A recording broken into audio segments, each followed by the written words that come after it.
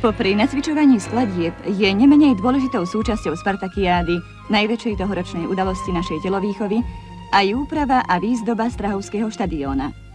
Dobre ju bude doplňať aj súsošie predstavujúce bežcov pri odovzdávaní štafetového posolstva mladosti.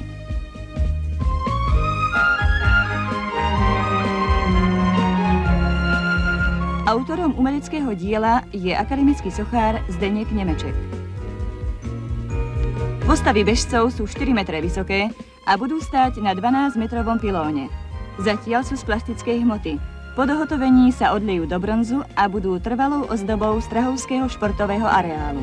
Za 4 spartakiádní odpoledny přišlo na Strahovský stadion na 3/4 milionu diváků.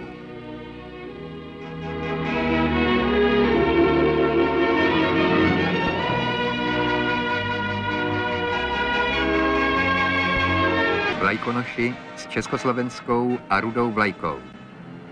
Slavné dny Spartakiády 75, dny největšího svátku naší tělovýchovy, dny nadšení, obětavosti, kázně, síly a důvěry v socialistický dnešek a komunistický zítřek naší vlasti byly zahájeny.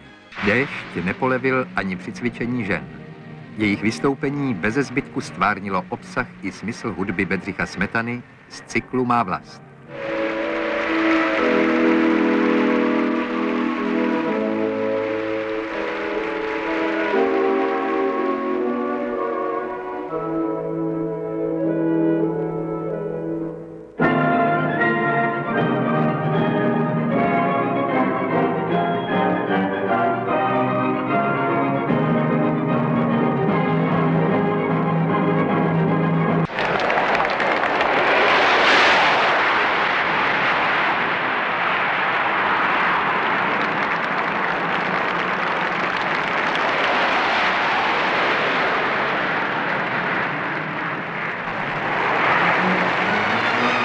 Takmer 14 000 vojakov, príslušníkov našej ľudovej armády, predviedlo cvičenie, ktoré kládlo vysoké nároky na technickú dokonalosť, silu a údernosť, organizovanosť, disciplínu, presnosť, šikovnosť a odvahu.